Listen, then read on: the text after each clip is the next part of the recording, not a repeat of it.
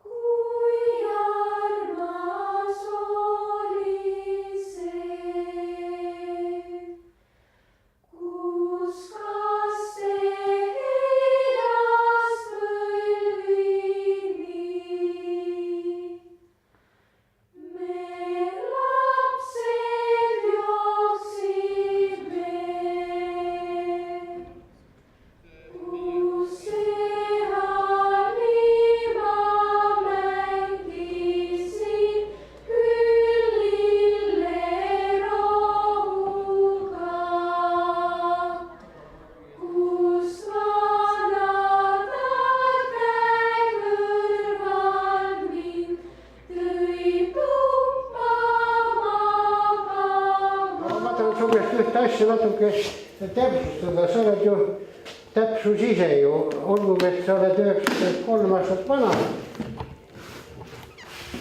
95 aega nii ruttu ma ei jõua ülesegi märkida, vajuta ette. Ja kuule, jälle mitmedesse klassi nüüd Andres tuli meie, ma arhiivist vaatan, meie arvuti ei annagi kõike asju kätte üldse. 1958 oli, kui koolimaja avati. No ja, aga mina olin klassijuhataja tal 5. kuni 8. klassini. Ja küll.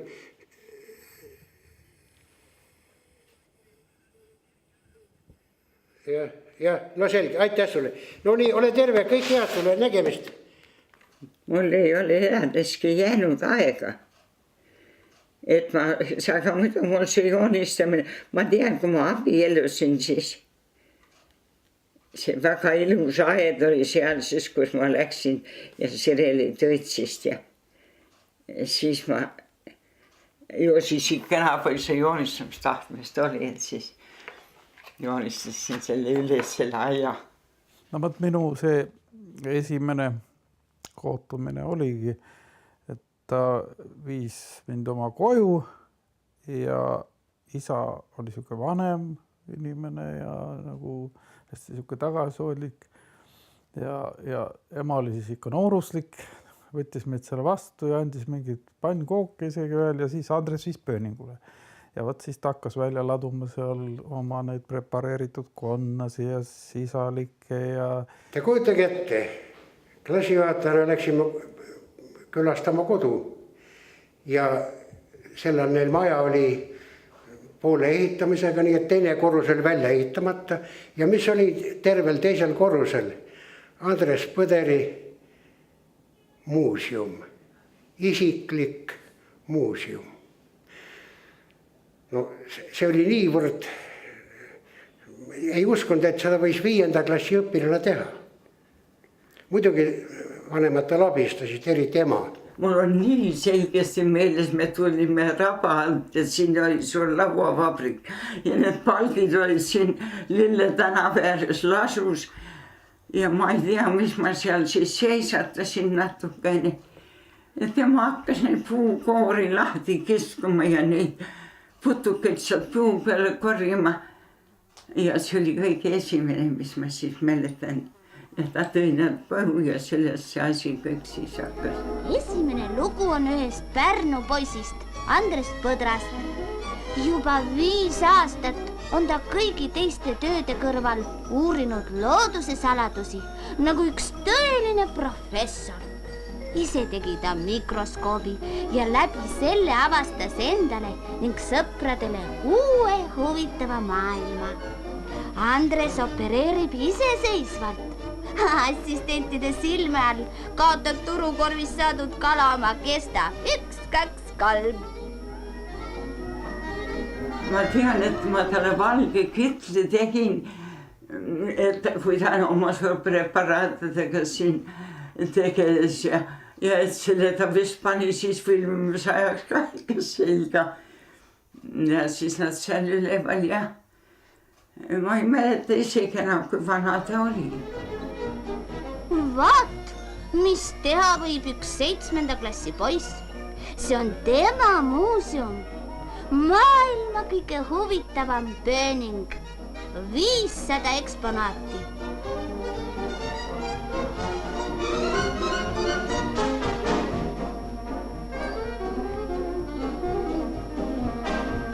Ja kuigi mõni metssiga läks rändrotiga ühte nägu, on ikkagi kõik topised ja joonised enda tehtud.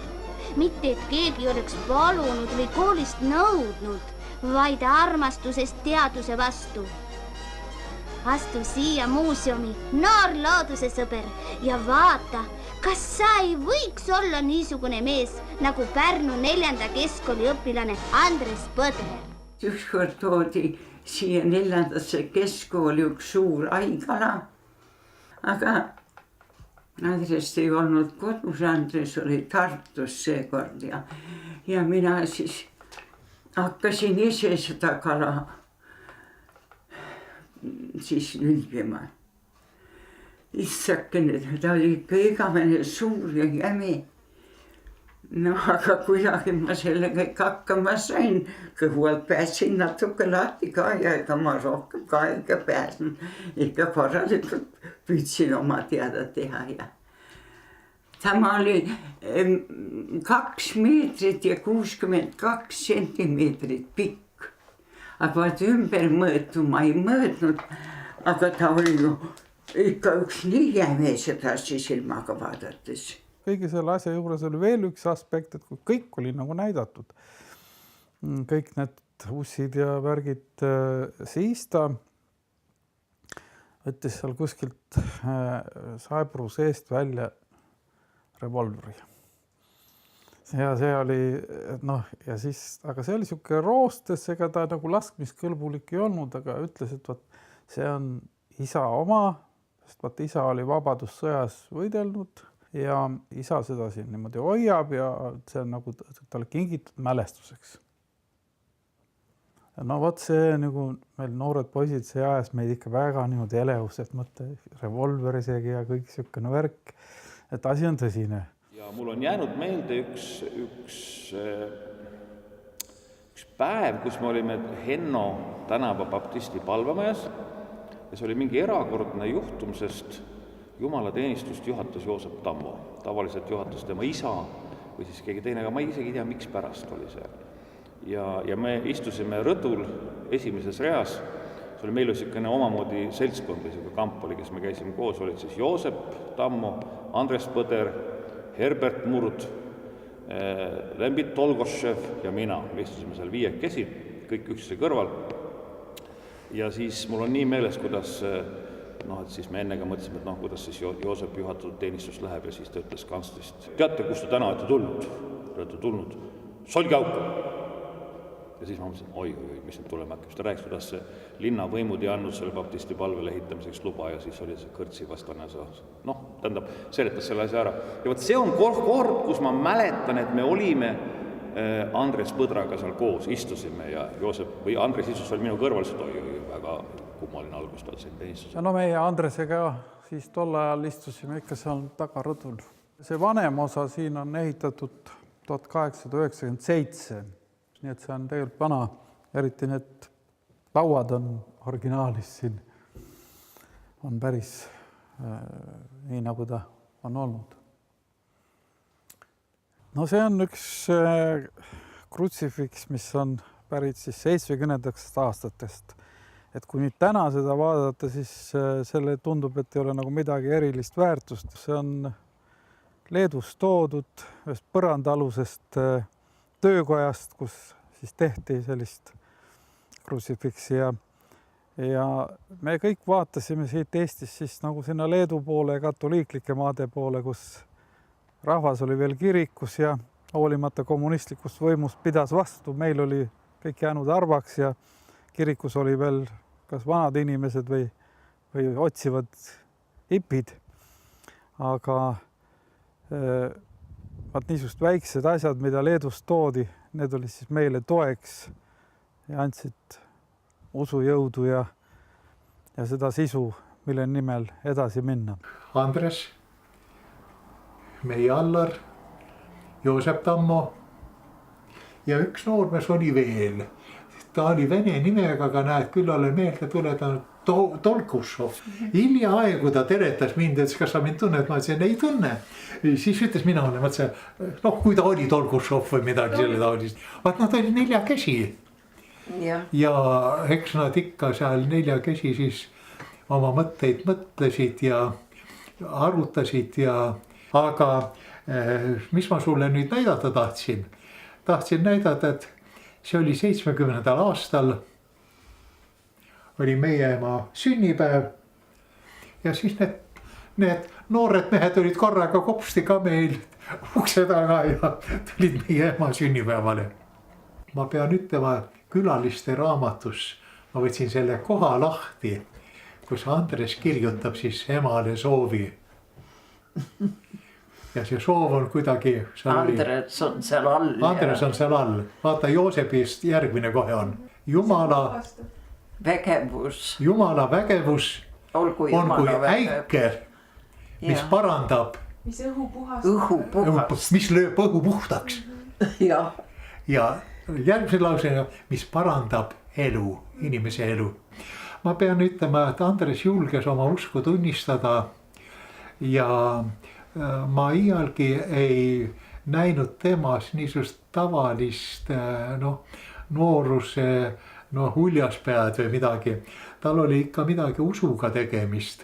Temale sai koolis juba selgeks üks asi, nimelt see, et see elupool, mis on kõikjale nähtav, avatud, lahti ja see elupool, mis tegelikult on elu, need erinevad üksteisest. Nad said aru seda, et koolis õpetaja õpetab oma ainet, kõik on tipp-top korras, aga nüüd, kui tulevad inspektorid või tulevad mingid kontrollid, siis hakkab see õpetaja tegema igast vigurit, mingisugust, selle nõuti kasvatuslik moment. Muidugi see pidi olema ideoloogiliselt kasvatuslik moment. Pärast vaidluste tulemusel leiti, et ei, terve tund peab olema kasvatuslik. Siis kontrollidele tuli muidugi pakkuda ei tea mis, aga samas kui kontrollid olid läinud, siis see veiderdamine oli jällegi lõpetati ja tehti tõsist tööd. Seda said nad aru. Me klassijuhataja Hans Soll tegi füüsikaringi, mõlemad käisime seal füüsikaringis. Ma olin veel selle füüsikaringi esimees.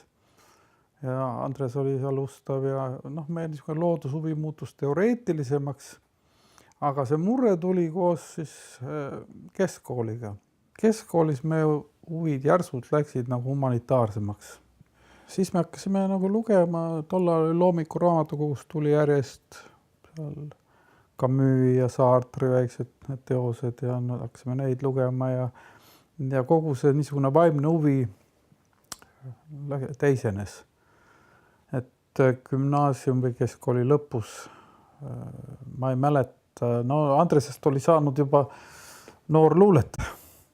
Tema ikka jõudis, mina kirjutasin ka, aga tema jõudis ikka edasi, ikka oli noorte autorite koondis isegi seal kuskil lehes, noorte häälest trükiti ära tema luuletusi, veel kuskil oli mingi ajakiri. Ja need otsingud ka, need niisugused jumala otsingud, sest minu vanemad olid usklikud. Isa oli pastor, meie suurpere kõik käisime Immanueli koguduses. Andres tuli ka vahest kaasa, aga Andres ütles alati, et mina käin suures kirikus, aga hiljem ma sain teada, et tal isa oli õigeusu kiriku järgi, ema oli Luteri kiriku järgi, nii et ega tal oli ka sisemiselt võib-olla valida. Ma olin 6,5 aastat metsavend. sest meid taheti viia 49. aastal küüditamisega Siberisse. Aga 48 oli isa arreteeritud. Me olime arreteeritud perekond ja sellepärast olime me rahvavaenlased. Ja tema otsustas viimasel hetkel, et me läheme eest ära. Siis ei jäänudki meil midagi muud üle, kui me varjasime ennast 6,5 aastat. Ja nõnda siis mul oli haridustee pooleli jäänud. Ma lõpetasin oma keskkooli 60. aastal. Ja siis ma olin 25-aastane. Kui ma olin pooleaastane, siis 7 onu metsavenda, kes majas ennast varjasid, need lasti maha. Ema sai 25+5. Ja 6-kuusena olen siis esimest korda julgeolekutoimikus Nõukogude vastase teoga sees. Olin siis 4 käpukil olnud ukse leve peal ja karjunud. Ja siis vanaema jäi veel alles ja sain 2,5, siis vanaema halvati ära. Ja eriti raske oli Allaril oli pioneeriks saamine, nõnda nimetatud. Õhtul oli ta mu voodi äärel. Ütles, isa, ütle, mis ma homme teen. Homme on koondis ja homme võetakse mind pioneeriks. Kas ma lähen või ma ei lähe? Ma ütlesin, pojakene, mina ei saa sulle seda öelda, mine, ja ma ei saa ka öelda ära mine. Kui ma ütlen sulle ära mine ja sa ütled, isa ütles ära mine, siis ma tean, mis sellele järgneb. Isa keelab, isa ei lase ja selleks on Nõukogude kord võimeline neid isadega hakkama saada. Oli ju, lapsed võetakse sul ära ja nii edasi, no nii, meil seda otse ei olnud. Aga me jäime magama ilusti ja tema ka ja homseks oli tal mingisugune käsk muusikakoolist ja sel ajal, kui oli koondis, läks tema muusikakooli, ütles, et see on ikka minu ala, mida mina õppida tahan ja mina ei saanud sinna koondisele tulla ja ta jäigi nii, et ei olnud tema mitte pioneer. Aga keskkoolis tuli juba see periood, kus oli klasside viisi sunniti astuma komsomoli. Ja mina jäin oma klassis ainukesena, kes ei astunud siis ja Andres oli oma klassis ka ei astunud ja veel üks poistest, ma mäletan, oli veel, kes ei astunud. Nii et väga vähe jäi ja see oli juba tähendas väga suurt sellist survele vastu panemist ja iseseisvust nõudis see. Kui ma teismeline olin Tartus enne seda küüditamist, siis oli see selge teadmine, mis mul oli lapsepõlvest peale, et minust peab kirikõpetaja saama, kõik oma löönud. Ja ma mõtlesin mitmesuguseid teisi võimalusi.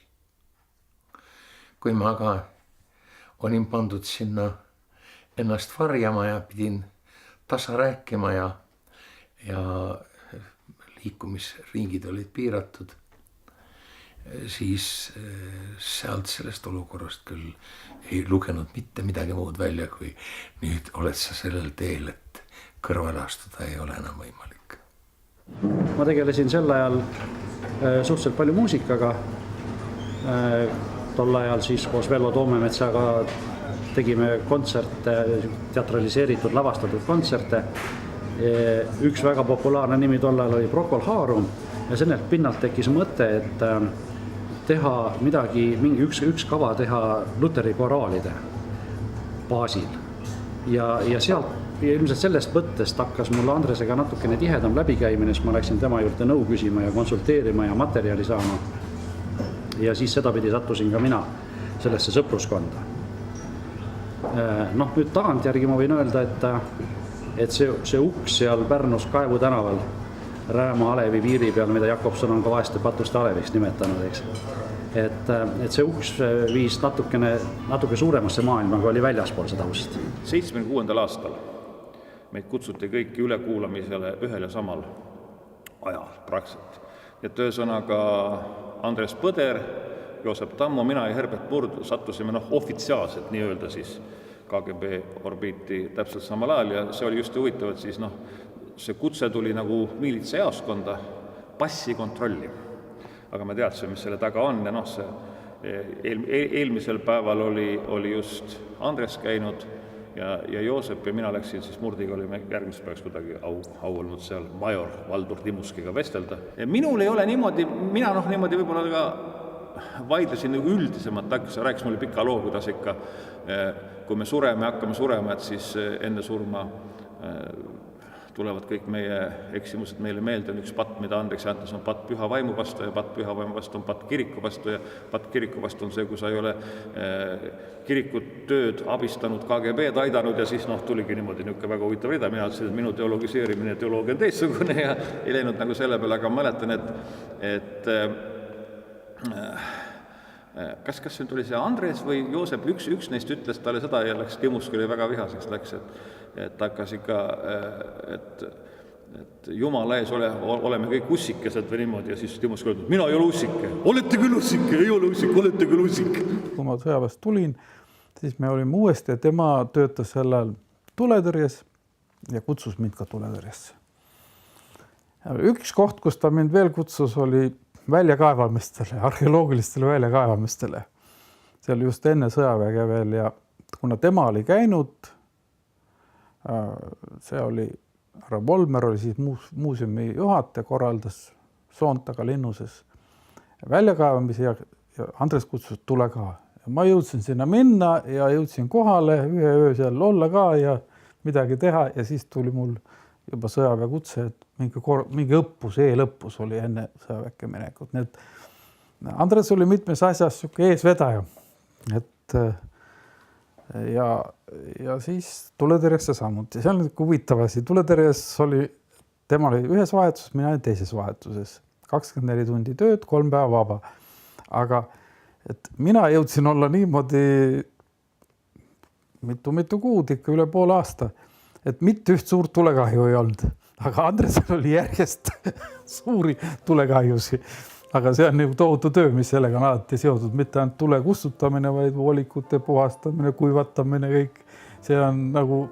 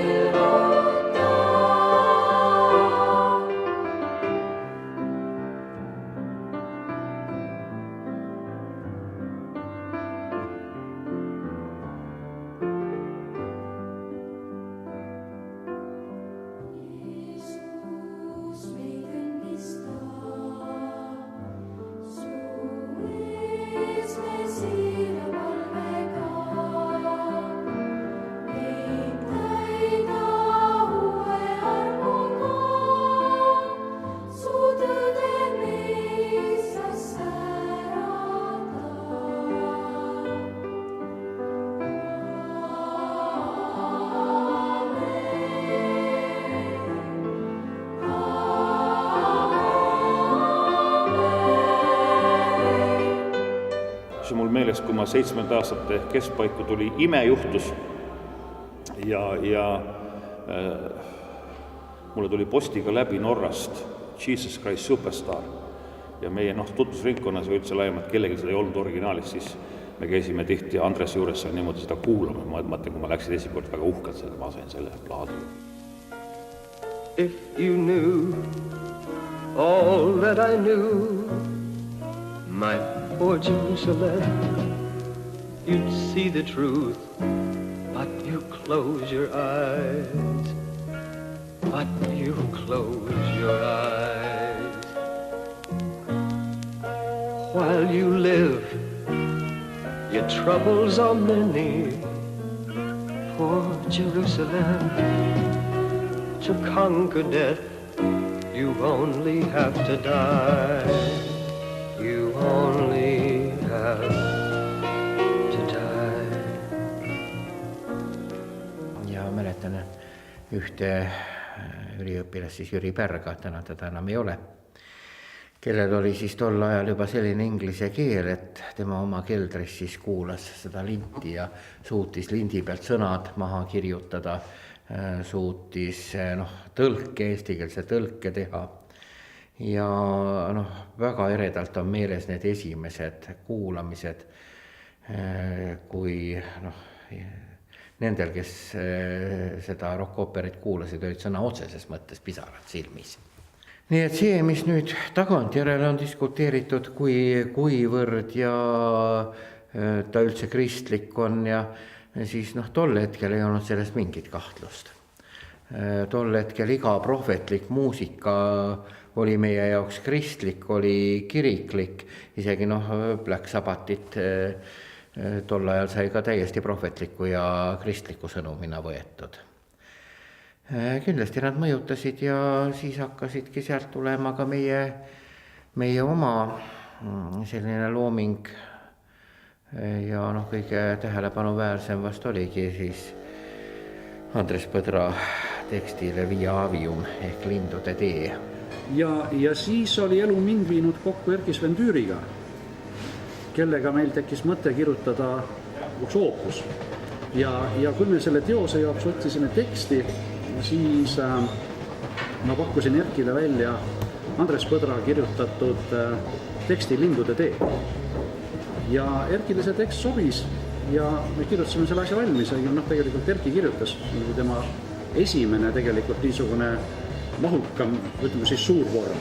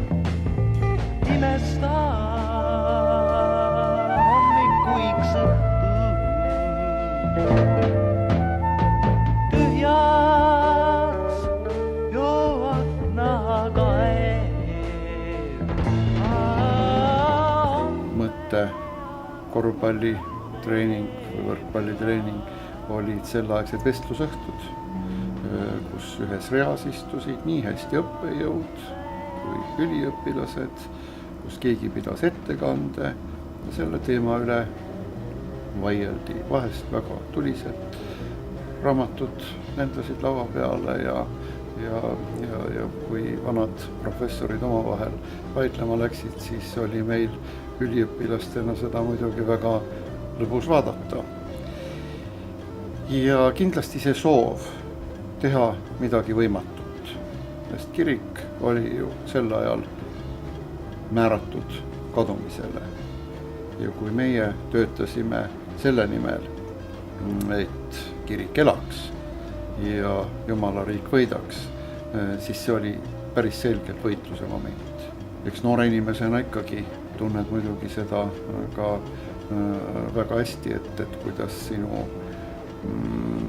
jõud paneb siiski asjad muutuma, kuidas sa teed midagi ja sellel asjal on niisugused tulemused, et seda märgatakse. Sel ajal siis muidugi tihti ka vastureaktsioonina kuni repressioonideni välja.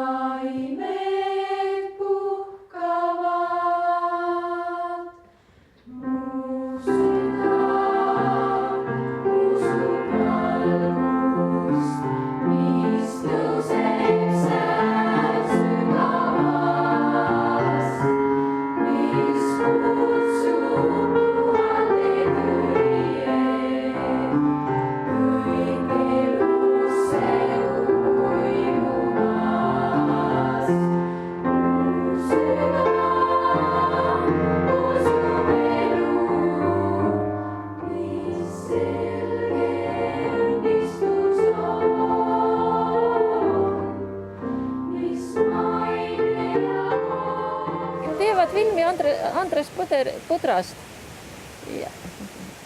ja tulid siia uurima siis nüüd neid temaaegseid asju. Arvad, et on muuseumis midagi sellist? Ma ei tea, kas täna ei ole muuseumipäev, aga Eha võib ju välja kutsuda.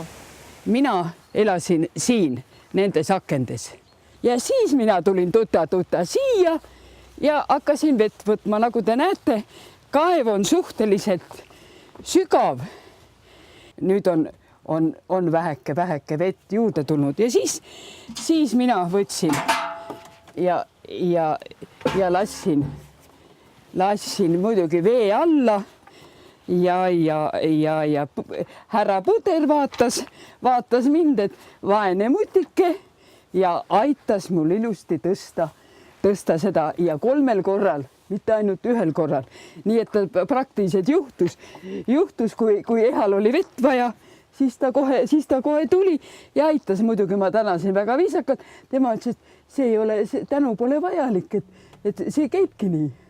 Juba oma olemus, et kui sa lähed vaimulikuks, see esimene kogudus on ikka mingisugune märgi mahapanek ja kõik see reaalses olus, kus hakkad vastutama ja see nõukogude võimu surve ja tagakiusamine, kõik see asi, et see paneb sinu ette see küsimus, et mismoodi ma siis tegelikult vaimulik olen. Ja see oli ikka ka äärmiselt meeletult suurt ohver, mida ma arvan, et mida me ei oska isegi praegusel hetkel nagu mõista, et kui sa valid oma eluks teenimise kirikus, mis tundub võib-olla väljaspool seisat on täiesti mõõtetu ja milleks palgad on nii väiksed, see elutingimused on nii viletsad, kuidas sa seal lapsi kasvatad, kogu aeg pead sa kellegiga sõdima võimudega, et see on ikka, ma arvan, et need esimesed aastad on ilmselt ikka päris oluline selline aeg, aga huvitav on siiski see ka, et ega tullest ajast me eriti palju ei tea neid inimesi, kes oleks ikka pooleli jätnud ja ära läinud või ikka, need olid kõvast puust tehtud sellised inimesed, kes ikka tulid ja läksid ja ma ütlen, ma väga täpselt ei mäleta, aga mul on nagu natukene meeles läbi udu, et kui me tulime tagasi sealt Viru-Nigulast, siis ma ikka ütlen ausalt, et minu respekt tema vastu väga paljuski veel kasvab, ma ütlesin, vau, et mis asja ta nüüd teeb.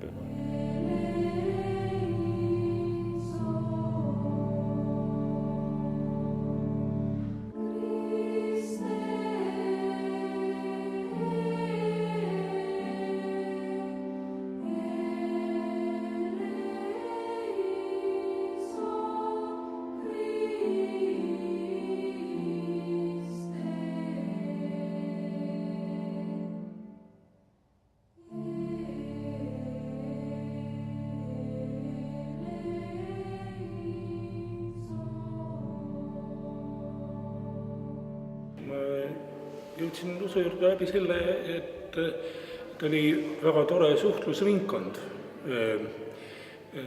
tudengite seas, kus me saime kokku, rääkisime erinevatel usulistel teemadel ja kus selleks, et asi oleks nagu kuidagi süsteemis, siis sai kokku lepitud, et see hakkab toimuma teisipäevastel päevadel ja et erinevad vaimulikud tulevad ja peavad konkreetsetel teemadel ettekandeid. Need vaimulikud, kes käisid meile ettekandeid pidamas, oli Andres Põder, Einar Soome, Kalle Lindi, kes on meie hulgast lahkunud, ja Peeter Karmo. Sel ajal hakkas käima ka, toimusid vaimulike koos käimised väljaspool Usuteaduse Instituutis erinevates pastoraatides ja mina olin ainukene või koos Tarmo Soomeraga kahekesi, kes olid sellised inimesed, kes ei olnud veel vaimulikud, või ei olnud vaimulikud, vaid olid ka kutsutud nendele koos käimistele. Ja sealt sündis idee teha ka suvel midagi sellist, mis võiks vaimu kustutada ja olla igati kasulik. Ja sai kokku lepitud teha kirikute remontimiseks Eesti kristlik suvemalev. See oli 78. aasta suvel. Kui võib-olla eelmine põlvkond, keda nimetatakse nüüd tagantjärele masingiaanideks, nemad kasvasid üles selles atmosfääris, kus nagu väliselt oli suhteliselt vähe võimalik teha. Aga selle eest olid suurepärased õpetajad, oli võimalik mõelda ja mõtlemine ja uurimine oli ka populaarne või oli hinnatud. Siis meie põlvkond oli esimene, kus see, ütleme, nõukogude korra see päris repressiivaparaat enam ei olnud surmavalt ohtlik. Kus me olime esimene põlvkond, kes reaalselt enam seda hirmu ei teadnud ega tundnud. Ja me avastasime eest kiriku, kus oli selline olukord, et natukene utreeritult öeldes, et pastor istus ja õppis kiilkirja või portugalikeelset muinasjuttu jänesest, aga kogudused olid laiali jooksnud, kirikud kokku varisemas. Ühesõnaga me tunnetasime esimese ülesandena minna ja teha midagi praktilist ära. Ja võib öelda, et tänu sellele meie põlvkonnas said võib-olla kõige rohkem sellise klerikaalse mõtlemisega inimesed.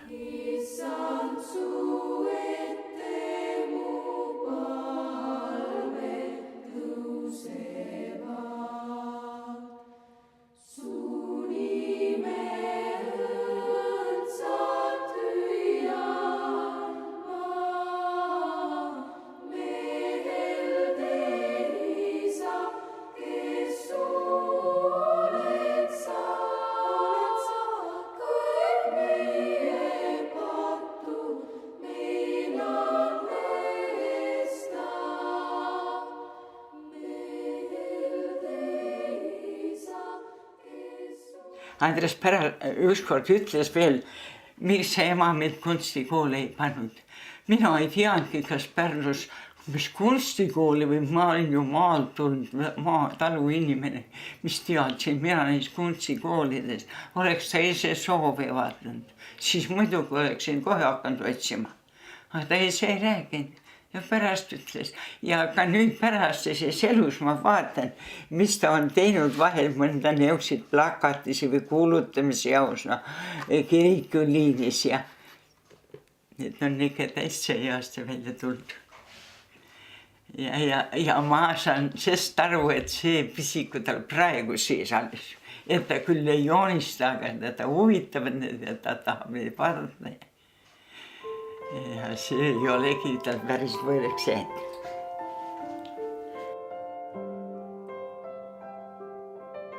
Minu suurene aeg hakkas pihta juba 1981, kui ma fotokooli olin lõpetanud. Ma jäin sinna, seal olid maapunktid sellised, jäin Suureni võtma peale fotograafiks. Aga kuna maafotograafi, see oli just nimelt maafotograafi teenindaja, siis olid teenindustootmisvalitsused. Ülesandeks oli ka matustel käia. Siis ma puutusin juba matustega seoses kirikuõpetajatega kokku, kes seal oli, noh nüüd edaspidi võttes siis kirikuõpetajatega. Ja sai selle vanema kirikuõpetaja maine teekond otsa ja tuli sinna noor kirikuõpetaja. Ma loodan, et see on õieti meeles, aga minu meelest olid tal pikad juuksed, no pikemad kui tavaliselt sel ajal.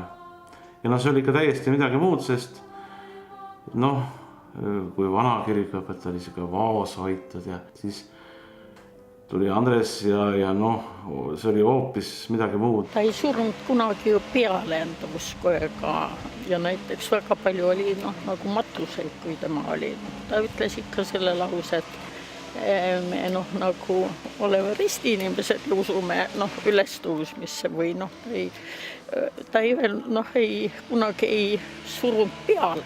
Nagu vanem, päris vanad need võtsid ju, oli loomulik on usk, aga see vahepealne aeg, kui teda väga palju peale surutakse, ei tule ka sellest asjast ju midagi välja. Ilmselt oli ka see Suure-Jaani Luteri kogudusele ka päris suur uuendus, et sinna tuli noor õpetaja ja tema võttis ette asju, mida võib-olla ei olnud tehtud. Üks asi oli see, et tema hakkas korraldama kirikus evangeelseid nädalaid. Kutsus teisi kirikuõpetajaid evangeeliumi kuulutama. Ja teine, mis oli üsna nähtav asi, olid kiriku laulupäevad, kus kiriku juurde tulid bussidega laulukoorid teistest paikadest. Ja see oli nõukogude ajal ikka ometi sündmus kohe. Rektor Koop ütles, et mind visatakse ülikoolist välja nõukogude üliõpilasele ebaväärika käitumise pärast, mis seisnes üheaegses kuulumises kirikusse ja komsomoli. Et selline käitumine on ebamoraalne, on jesuitlik. Kasutasin komsomoli kuulumist ära kui vahendid oma eesmärgi saavutamiseks, milleks oli siis ülikooli lõpetamine. Aga siis, kui mind oli välja visatud, siis oli 2 vaimulikku, kes kutsusid enda juurde tööle ja elama. Ja üks neist oli Vello Salu ja teine oli Andres Põder. Kuna me teadsime Andres Põdra ja tema abikaasat rohkem, siis me läksime sinna. Minu jaoks oli see suur õppimise aeg, kus kohas tuli võimalikult kiiresti läbida Usuteaduse Instituut, teha ära eksamid, kuni mul veel luba oli eksameid teha. Et ametlikult mind riigivõimud ei lubanud vastu võtta peapiiskopil Edgar Hargil Usuteaduse Instituudi üliõpilaseks. Siis teiseks, see oli aeg, kus ma tajusin just vaimulike suurt toetust. Eelkõige Andres Põder muidugi, aga ka Einar Soone, Kalle Lindi ja teisedki, kes toetasid ja mitte ainult sõnades, vaid täitsa materiaalselt, iga poiselt mingisugune raha, et ma oma perega saaksin elada lisaks sellele kirikumehe palgale, mis oli suhteliselt väike. 23 aastat olin ma siis koos õpetaja Eritsaga. Tema suri 79. Ja siis selle järele tuligi siia õpetajaks Andres Põder. Õpetaja Eritsal oli niimoodi, et mida organist teeb. Juhatab koori, mängib oredit ja isegi orkestri saime kokku. Aga me püüdsime siiski olla niimoodi madalat profiili, nagu Eritsa ei olnud niisugune. Et kui oli ikka keelatud, siis oli me see asi keelatud ja ta ei tahtnud nagu teravaks ajada neid suhteid. Aga Andres Põder oli teistmoodi. Noor inimene ikka, ettevõtlik. Mis Suure-Jaanis on ju vanal Eesti ajal ja kõik, eks ajalugu ole teada. Vanal Eesti ajal ju laulupidusid siin peetud ja kui kapid siin olid ja teeme meie ka. Ma olin alguses väga üllatunud, et mõtlesin, et heldekene, et mis sellest saab. Et see tagu oli keelatud asi kõik ja tema oli väga niisugune julge ja ettevõtlik. Esimene kord oli siis niimoodi, et olime ainult oma praoskonna koorid. Ei hakanud siis kaugemalt kuskilt kokku kutsuma neid, et vaatame, mis tuleb. Kõik läks libedalt ja vaikselt. Ja kui üks kord saab, siis järgmine aasta proovime uuesti. siis natukene rohkem rahvast. Aga 82, eks me läksime liiga julgeks. Siis oli ikka see suur laulupidu, kus oli juba 400 inimest. Kõik oli väga tore ja kui puhkpilliorkester alt ja orel ülevalt ja kui kõik see 400 inimest laulsid, siis niisugune tunne oli, et kirikul katust peal ei ole. Tõesti, nii võimas oli ja Rolf Uusväli oli seekord vist oreli peal. Aga tegelikult ju see, mis pärast juhtus, seda on Andres Põder küll rääkinud ise juba. Ja mina ei pea seda rääkima, sest minu kallal ei tulnud keegi. Kuigi nagu muusikaliselt olin mina see peajuht. Aga see oli nagu juba kõikidel nagu arusaadav, et siiamaale pole olnud, et nüüd on keegi uus pastor ja siis mindi tema kallale. Põder olnud muusikafestivali patroon. Ta on vist viimased 2 aastat olnud minu meelest ta meil patroon, eks ole ju. Jah, viimasel 2 aastat. Ja ta on ise ka meil siin kohal käinud. Tegelikult vallale on ta ikkagi üks kõige suurem kultuuriüritus. Ja läbi selle muusikafestivali tegelikult meid tuntakse ja teatakse mitte ainult siinsamas lausa Eestimaal, vaid ka väljaspool Eestit tegelikult ju. Et me oleme oma muusikafestivaliga ikkagi tegelikult silma paistnud. Jah, ja tegelikult on huvitav see, et kohalikud inimesed on nagu teadvustanud, et meist räägitakse, et ka need inimesed, kes tegelikult festivalil ei käi nii väga kontserditel, et kui televisioonis mingi reklaam tuleb või kui seal hommiku televisioonis on käidud viimastel aastatel, et siis väga paljud tulevad ütlema, et me nägime ja et Suure-Jaanist räägiti.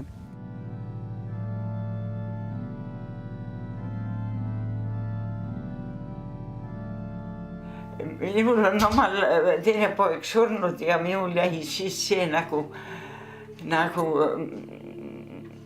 midagi mul külge sellest, et siis ma väga tahtsin hakata surnuaedades käima, olge ka võõrastes surnuaedades.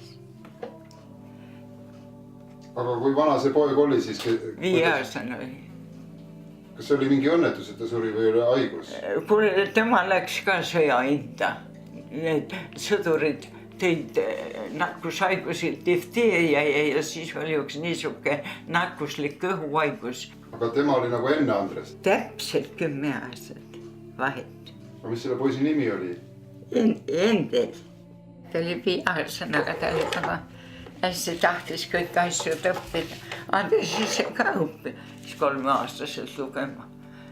Ja siis see 5-aastane just, kui me siia tulime uuel aastaks, tõin talle juturaamatu seda Tarzani ja siis ta kukkus seda lugema. No ta sai siis oli juba 5 ja ta luges selle siis nii magusasti ühe jutiga läbi, et siuke paks, ma ei tea, kas need lehed olid nii paksud või oli see sisu siis pigem. No pikka aega oli siin selline mees nagu Johannes Sild. Need kõiki järgnevaid õpetajaid on sellega võrreldud, mitu silda sa oled. Ja ega veel kellelgi vist ei ole päriselt õnnestunud olla, aga osadega ollakse päris rahul, mõnega veidi vähem, nii nagu inimeste puhul ikka. Aga tema oli siin pikka aega, oli suur autoriteet vaieldamatult ja kindlasti suutis sellel küllaltki keerulisel ajal, kui ta siin õpetaja oli aastatel 39-40 kuni 74 surmani, olla selline mõjukas ja arvestatav figuur. Aga siis räägiti ka päris häid sõnu Andres Põderist, kes siis veel, ütleme suhteliselt noore vaimulikuna, küll mitte esimeses kohas teeninud, vaid juba kogemustega, siis räpina koguduse peale sai aastal 1983 ja oli siin 7 aastat. Ja ta oli jätnud siinsetele inimestele nagu väga hea mulje, ta saavutas hea kontakti inimestega. Avatud kontakti ja palju sõpru siin. Ja võib-olla mis ka selles mõttes tähtis, et Andres oli kahtlemata sellist hästi kiriklikku vaimsust omav mees. kes väga sobis siinsesse konteksti. Andres Põder oli siis, oli ka ju kirikuvanem juba ja siis olime esimees. Andres Põder oligi tuli siia, oligi minu pool korteris esimesed päevad nädalat. Andres Põdral oli jah väga niisugune aktiivne kirikuelu jah. Isegi minu abikaasa oli, me tahtsime oma lapsi ristida ja siis tema oli ristimata leeris käimata. Ja siis Andres Põder ristis teda ja leeritas minu abikaasat ja siis me saime oma lapsed ristida. Nii et minu noorema poja, kes on nüüd 22 aastat vana, tema ristiema on siis Andres Põderi abikaasa. Kogudus hakkas elama ikka, läks ikka ülespoole, aga millegi pärast, no nüüd on igal pood alla pole läinud, ma tea, teised kogudused tulevad vahele ja niisama kui Põlvast. Nii on siin ka. No jah, ka temal oli ikkagi neid üritusi ja niisuguseid oli ikkagi need jõulupeod ja koorirahvale korraldati ja ekskursioonid ja et ta oli ikka jah, tema ajal oli üsna aktiivne see kirikuelu ja koguduse elu jah.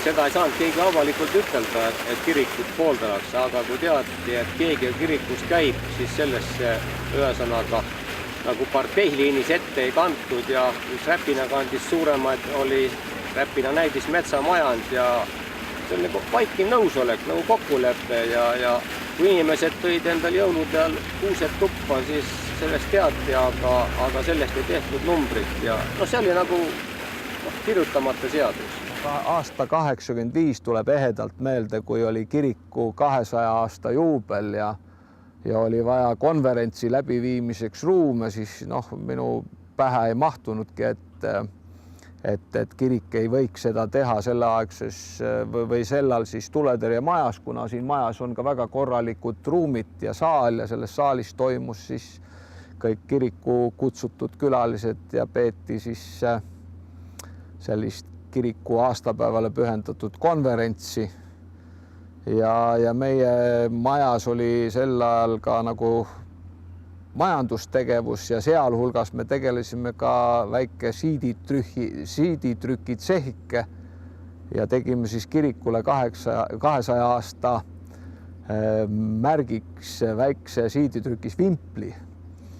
Aga lugu on selles, et 85. aastal teatavasti jälgiti küllalt pingsalt siis nagu ütleme kohaliku elu ja kiriku tegevust ja sellel ajal siis partei rajoonikomitees ei peetud ütleme siis pehmelt, et ei tervitatud väga, et kirikuga selline ülitihe koostöö ja mul oli siis väike ütleme, juhiti tähelepanu, et ma nagu olen ülipüüdlik või ülepüüdlik selle kirikuga koostöö osas. Ja ma nüüd ei mäleta täpselt, kui palju aastaid see Andres Põder siin täpselt oli. Mis aastal ta lahkus, ei olegi meeles. Ei, ikka jah. Minu isa suri 90. aastal tolle ta veel mattis. Ta ikka läks vist kuskil peale 90-ndaid ära. Siis läks ta vahepeal veel sinna Pärnu Elisabethi kogudusse.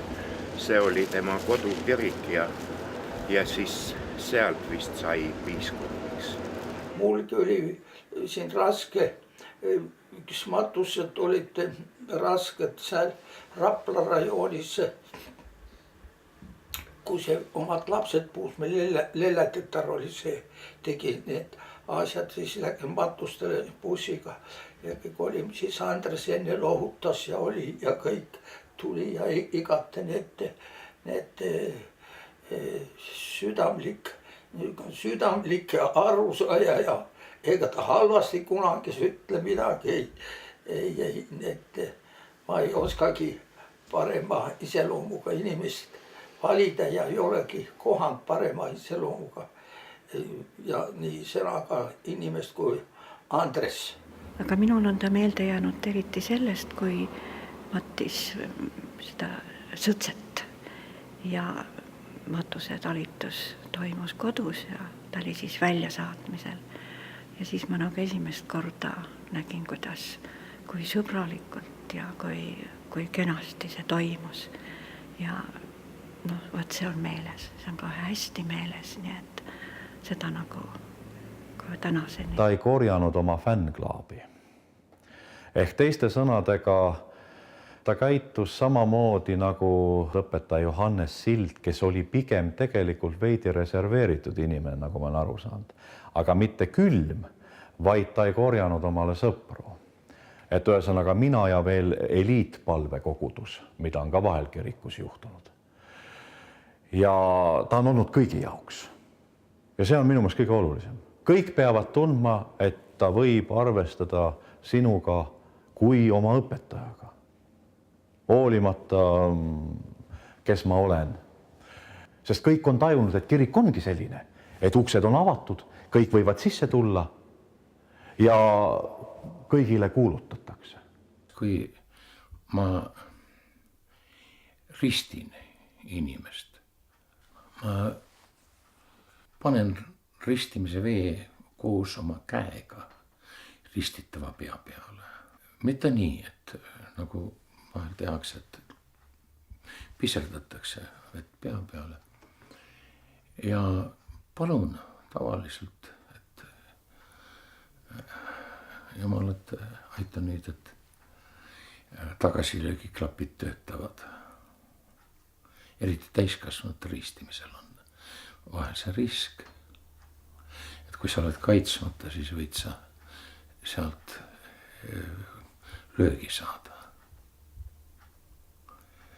Ja need tagasilöögiklapid töötavad, kui sa oled palunud.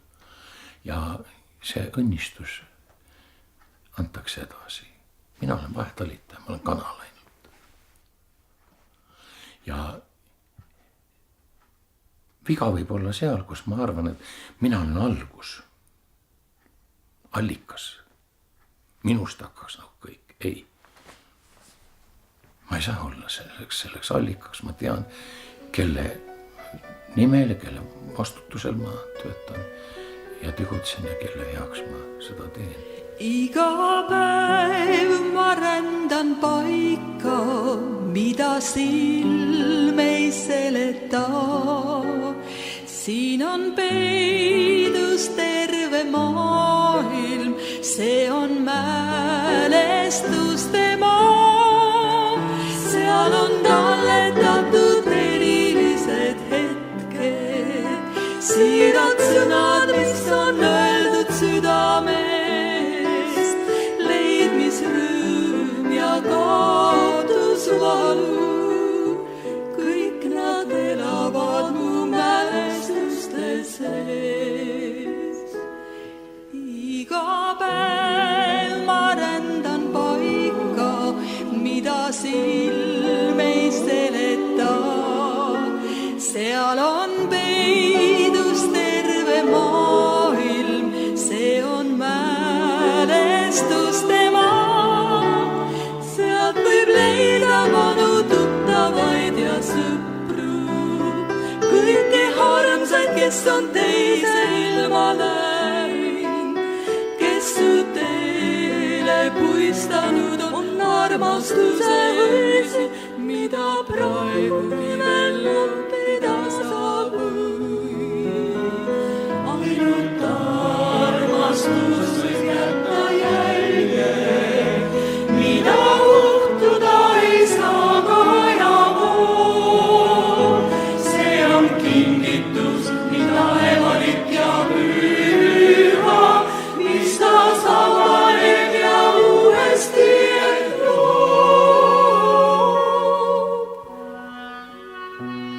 Tartus oli kaks väga toredat nunna, katoliku kiriku nunna, kes tulid üks 36. teine 1938. aastal Tšehhist Eestisse selleks, et siin missioonitööd teha. Nad pidasid iga päev hommikupalvusi katoliku kirikus.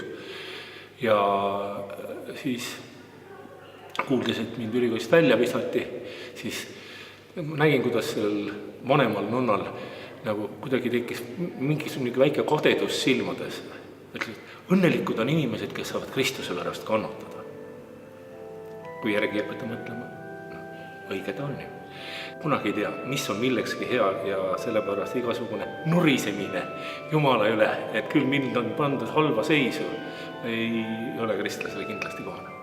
63, kuna kooli hakati ehitama, siis tõmmati. Kooli hakati ehitama ja meie koolimajale viidi kõik vundamendist, lõhutigi esimene kord see ära. Jukk oli siis vist esimees veel koguni. Jah, Jukk oli esimees. Kuna? No siis, kui seda lõhuti siin. Meil oli ju siin see, ma ei tea, kas oli siis Lenini kalur või mis meil oli ta nimetus siin, Mehikormas. Mehikorma oli ju eraldi koos siis. No, ma tean. Ja siis, kui Kõrm siia tuli ja nad hakkasid seda koolimaja ehitama, siis lõhuti see ära. Nüüd sa, Luise, oled kuskil midagi paned mööda? Ei pane täpselt. Esimesed kivid, mis tõmmati maha, viidi Aravale kanala ehitamiseks. Kanala? Toimi juures oli suur kanala ja kanala ehitamiseks viidi esimesed kivid. Tobrast Jantse Parmas Keinu oli ju tõmbaja veel trossiga. Mis aasta toos ei... Nemad võisid pärast tõmmata veel, jah, aga mitte enne. Mina läksin sõjaväkke.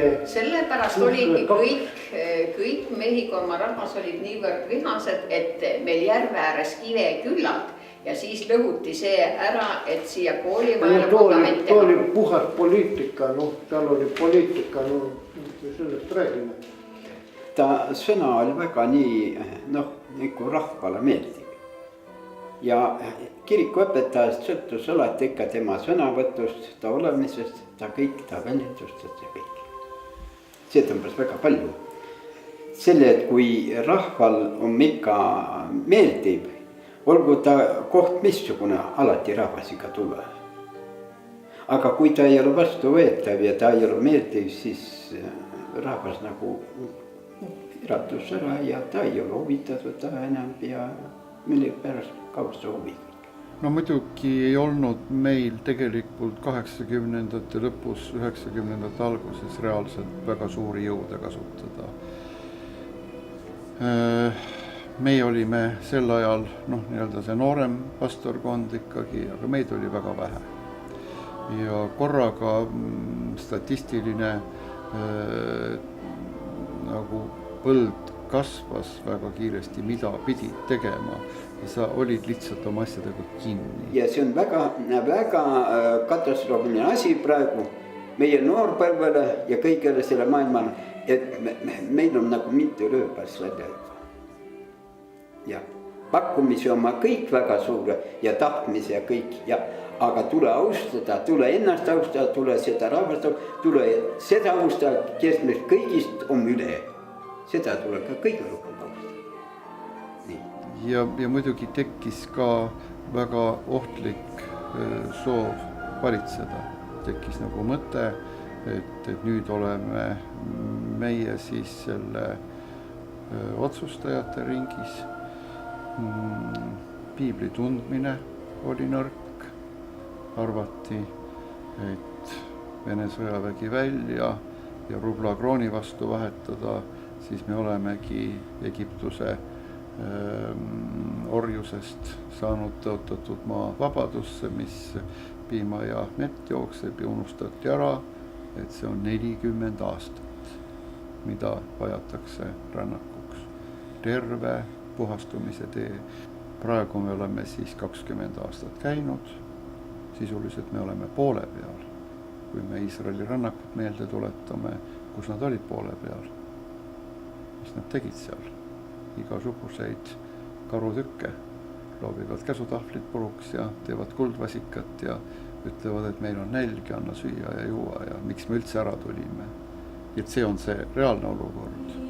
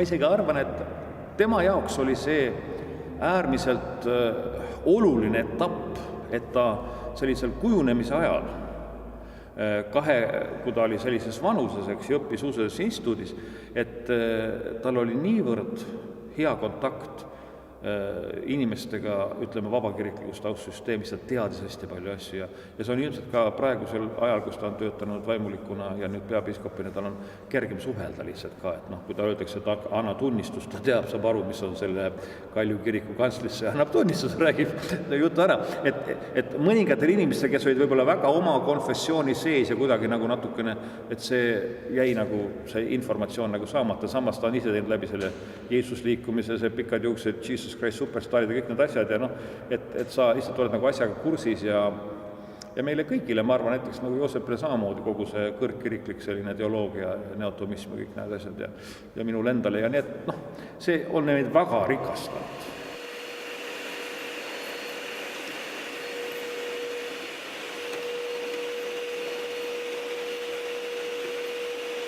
Mis mind rabas tol ajal oli see, et et kui nagu mõtled kirik ja et peaksid nagu kõik mõtlema sellele pühadusele ja asjale, et tema hakkas projekte kirjutama ja minu töö põhiliselt oli siis nende projektide inglise keelte tõlkimine. Ja ma võin öelda, et minu usk on kasvanud täpselt nii palju, kui nagu see maja oli, et alguses oli siin suur must auk, eks ole, ja näed, kus ma nüüd istun ja tähendab, täpsemalt seal öeldes see 3. korrus, siis sai praastkonna kantseleiks, et muidu oli ju siin käärkambris kõik pead jalad koos. Ja et see aeg, mis ma olin, oli selle pärast hästi põnev, et kõik oli esimene, et Andres tahtis kangesti, et teeme praastkonna laulupäeva, see sai esimesena tehtud, siis praastkonna laulupäevad sai ellu äratatud, siis meil muidu oli praastkonna lastepäevad, aga pühapäevakooli lapsed alati selle päeva lõpus ütlesid, et miks nii vähe, me tahame veel ja siis me hakkasime tegema sellist asja nagu praastkonna lastelaager. Aga põhiline oli siis ikkagi, mida Andres minu käest ootas, oli ikkagi see, et mina suhtlen inglise keeles.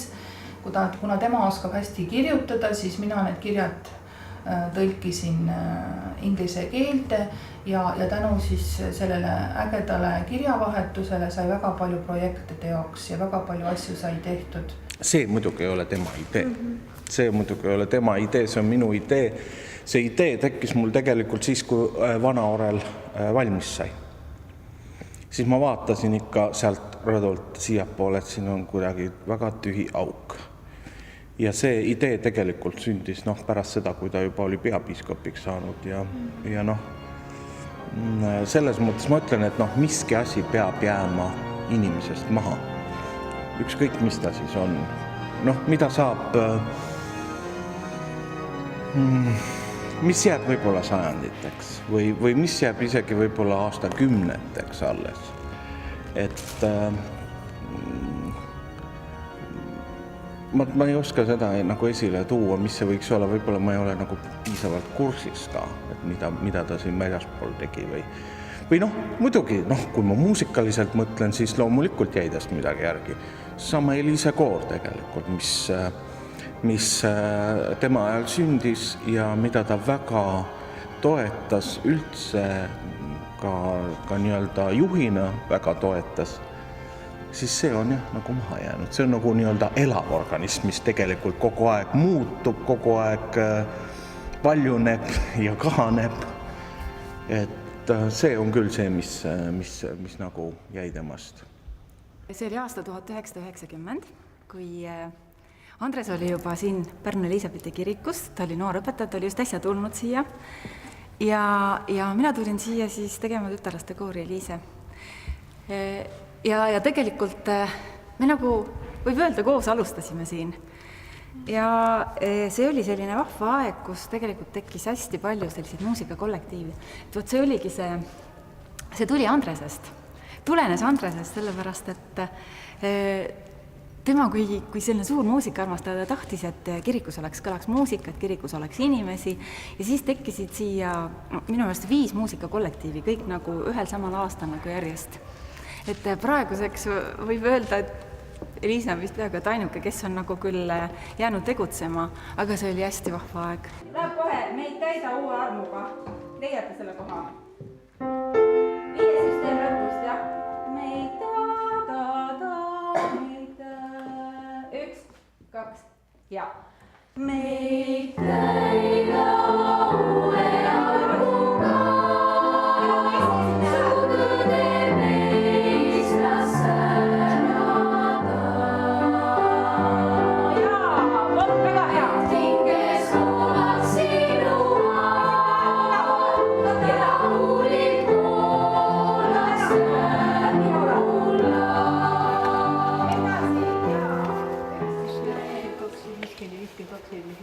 Okei. Tuleb kohe selle 10. lehekülje algusest. No ma ei tea, kas mul tuleb veel, ma ei mäleta seda lugu enam. Mis koha pealt see hakkas?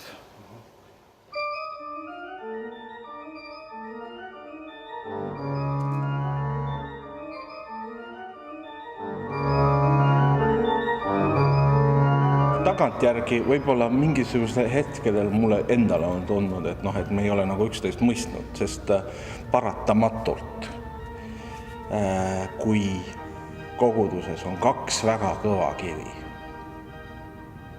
üks orelis, teine kantslis, siis paratamatult inimeste vahel tekib mingisuguseid lahkarvamusi. Aga see on täiesti normaalne, sest see ongi see tegelikult, mis seda asja edasi arendab. Sest kui ütleme, õpetaja on väga tugeva käega ja organist on väga mannetu, no siis ei sünni ka sellest mitte midagi. Ja sellel vaesel õpetajal on tegelikult väga raske oma tööd teha. Sest kõik see, mis tegelikult jumalateenistuses nii-öelda formeerub, see on nende kahe inimese töö. Koostöö.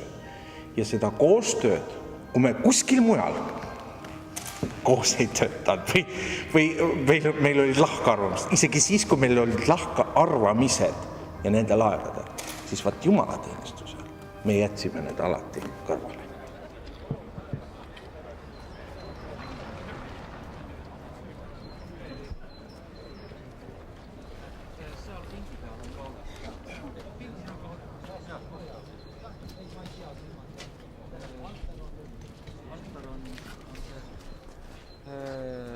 See ongi nagu eest kolmas rida. Siin on me peaks kõnevis. Aga jah, ütle, kus me oleme. Maanase järgi. Maanase. Me tuleme ikkagi sinu järgi. Maanase järgi. Ei kannab küll.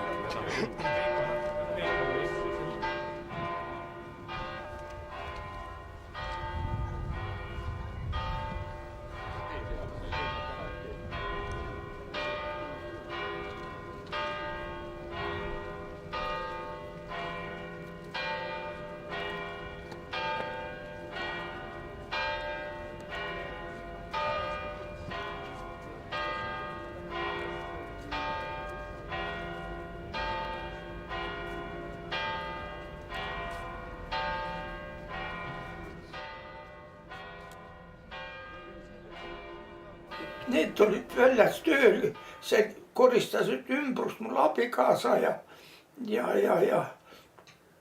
teised naised ka, kes oli Mari üks ja siis tuligi Andres välja, oli tulnud, ütles, et Marrel sündis tütar ja siis olid kõik rõõmsad ja siis abikaasa ütles pärast, et kui läheb, et see Roni Roos on üks poeg siin ajanud, et ma võtaks omale selle ühe, kui Andres, sa lubad selle, ütles ja miks ei, palun Andresi labida ja kõik ja sellel päeval istutaski siis Roosi, kui Anne-Maria sündis too, et Roos kasvas, aga möödunud aasta külm võttis või ära, Roni Roos oli.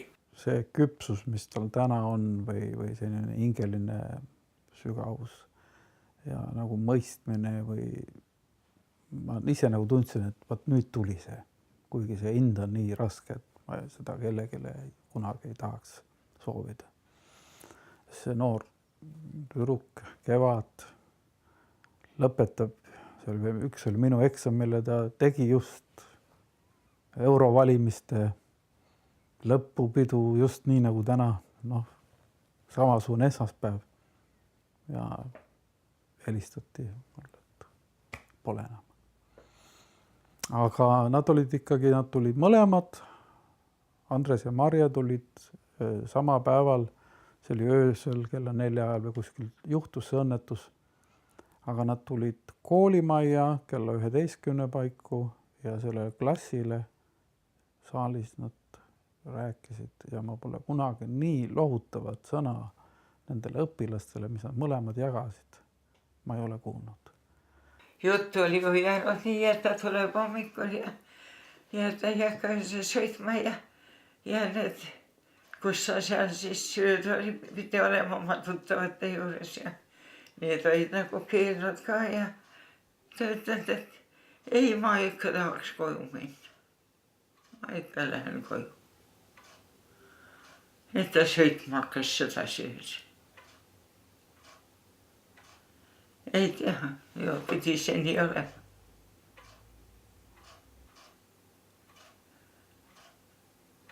Ja räägivad igasugu asju, et mõni tunnetab ette midagi ja võib-olla oli tal ka mingisugune mõte või sundus, et mine. Mine tea. Mina tean sellel ajal, minu venna peres olid sõdurid, nagu neid igal pool oli. Ja siis üks hommikul ka üks sõdur ütles, et ma tunnen, et enam ma ei tule enam tagasi ja et hommikul kõik ilusti Jumalaga veerahva.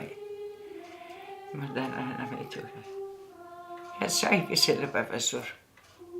Kõikväeline Jumal, sina taeva ja maa looja. Täname sind Jeesuse Kristuse nimel, elu Anni eest, sõprade eest, kõige selle eest, mis on olnud ja mida sa veel kingid.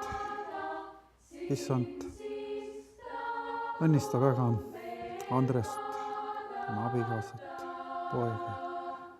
Aga issand, me täname sind ka Anne-Maarja eest. Selle rõõmu ja elu ja armastuse eest, mis ta tõi oma vanematele ja meile kõigile ja ka kooli. Issand, sina annad igale elule oma tähenduse. Kui see on ka lühike, on see siiski tähtis. Ja kui sa oled meile andnud rohkem päevi, issand, siis aita meid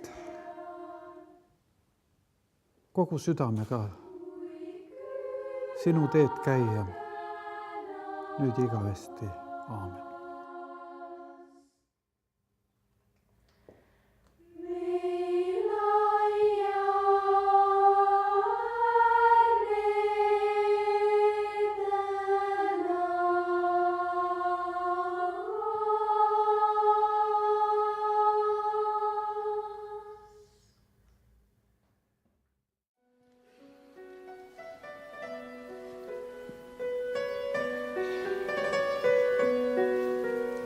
Iga päev ma rändan paika, mida silm ei seleta.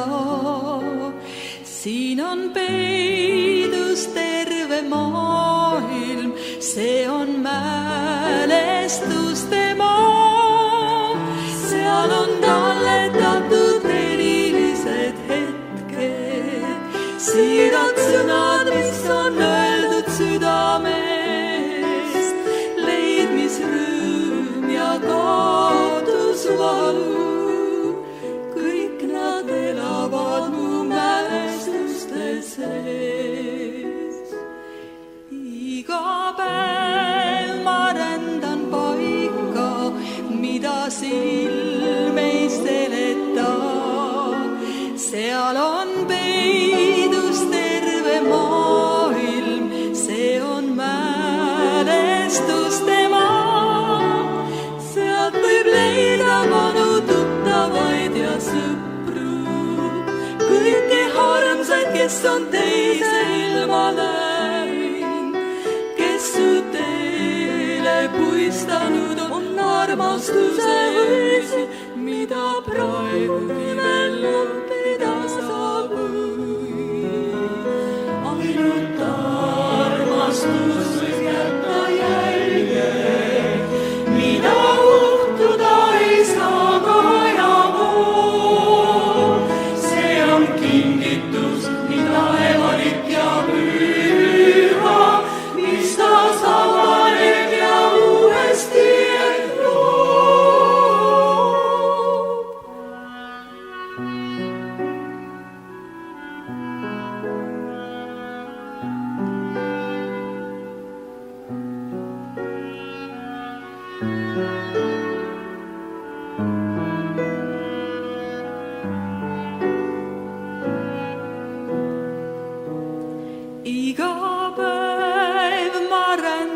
paika, mida silm ei seleta.